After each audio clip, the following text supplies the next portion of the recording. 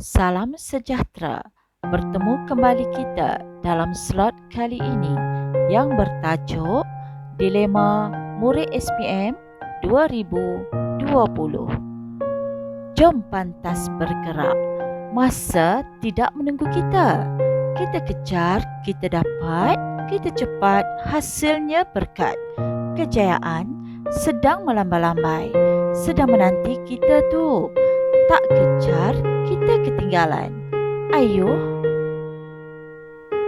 apakah penyebab yang membawa kepada dilema ini? Pertama, ia disebabkan oleh leka dengan gadget. Masa digunakan untuk game, chatting dan sebagainya. Dibolehkan jika sedikit, sekadar untuk hiburan. Tetapi, jika berlebihan, ia akan mencuri banyak masa yang sepatutnya diperuntukkan untuk belajar. Masa akan banyak terbazir. Cara mengatasinya, tingkatkan disiplin diri anda, tanamkan azam yang kuat, jangan mudah terpengaruh dengan ajakan yang merugikan daripada rakan-rakan. Akibatnya, boleh meruntuhkan masa depan anda. Susah senang di masa hadapan anda sendiri yang akan tanggung, bukannya kawan. Okey?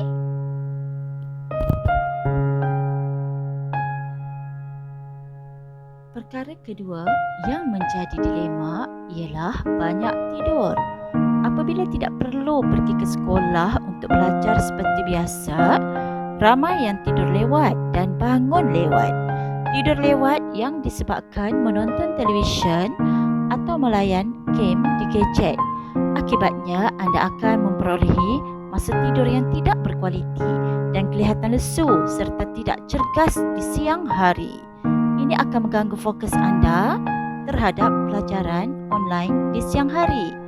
Tugasan yang diberi oleh guru tidak dapat diselesaikan dengan sempurna. Anda akan membazirkan banyak waktu. Masa sebenarnya tidak akan berpatah balik. Bagaimana untuk mengatasinya? Amalkan gaya tidur yang sihat. Sebaiknya pada pukul 10 malam anda sudah tidur, kerana pada waktu ini mental dan fizikal sudah mencapai tahap yang terlalu penat. Jika diteruskan mengulang kaji, kesannya tidaklah memberangsangkan. Lebih baik bangun di awal pagi, contohnya pada pukul 2 pagi, kerana pada waktu ini suasana tenang, tanpa gangguan dan kebisingan. Anda akan dapat menelaah dan mengingati maklumat serta isi penting pelajaran dengan baik. Pada waktu ini, otak anda telah bersedia kerana sudah pun mendapatkan masa rehat yang cukup.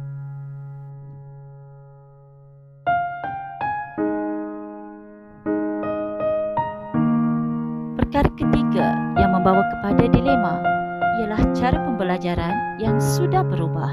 Jika sesi pembelajaran sebelum ini secara bersemuka, tetapi kini pembelajaran adalah secara atas talian melalui pertemuan di Google Meet, Zoom, WhatsApp, Telegram dan sebagainya.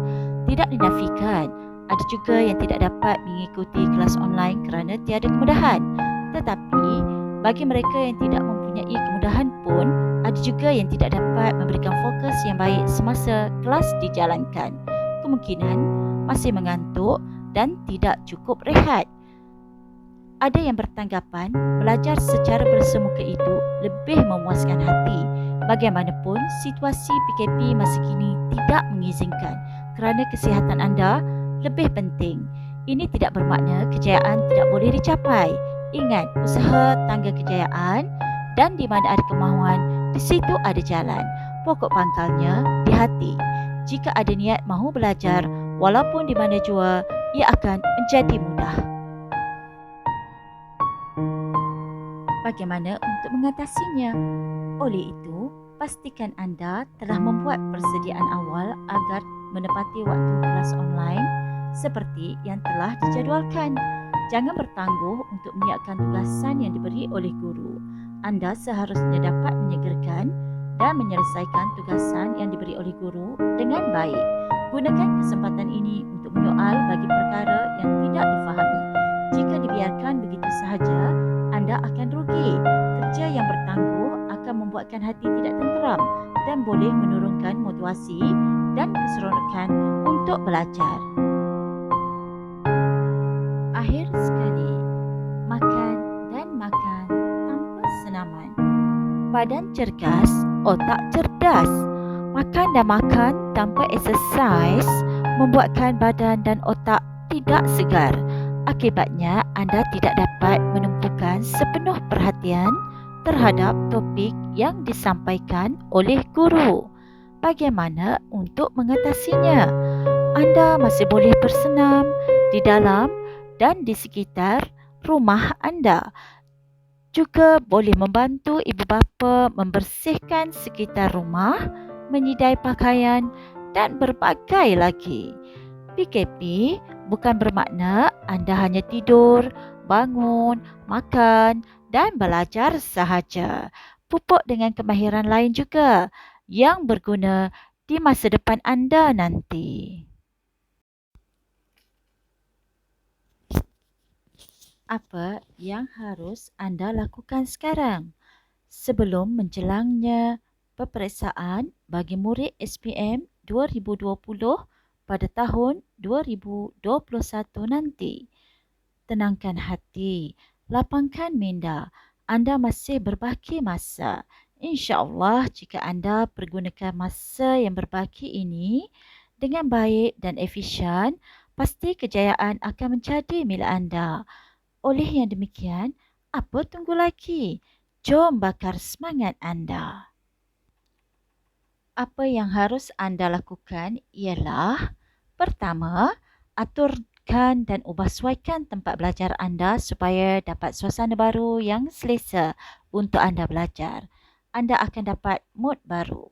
Kedua, bersihkan diri di awal pagi dan berpakaian kemas untuk bersedia meskipun ke kelas online yang tidak memerlukan anda keluar rumah. Ketiga, makan makanan yang seimbang supaya memperolehi kesihatan yang baik dan fikiran yang cerdas. Keempat, jangan tinggal solat. Dengan fizikal dan jiwa yang bersih, anda akan berasa tenang dan akan mudah mengulang kaji. Kelima, ingat jasa kedua ibu bapa yang telah mendidik dan membesarkan anda. Akan sampai masa anda kena berdiri di atas kaki sendiri. Tidak selama-lamanya, ibu dan bapa kekal bersama dan sentiasa ada untuk menjaga anda. Sampai suatu masa kelak, anda yang perlu menjaga mereka. Jadilah insan yang cermelang di dunia dan juga akhirat. Keenam, amalkan tutur kata dan perangai yang baik dengan ibu bapa dan guru agar usaha akan mudah mendapatkan keberkatan. Ketujuh, bayangkan selepas pertengahan tahun hadapan, anda berjaya mendaftarkan diri di pusat pengajian tinggi impian anda. Anda akan mendapat kawan baru, tempat baru dan corak pembelajaran yang baru. Dan pada waktu ini, anda sebenarnya telah berjaya menempah tiket menuju untuk mencapai ke jalan kegemilangan di masa hadapan anda. Akhirnya, anda adalah pemimpin masa hadapan. Anda adalah harapan keluarga, bangsa dan negara. Sekian, terima kasih.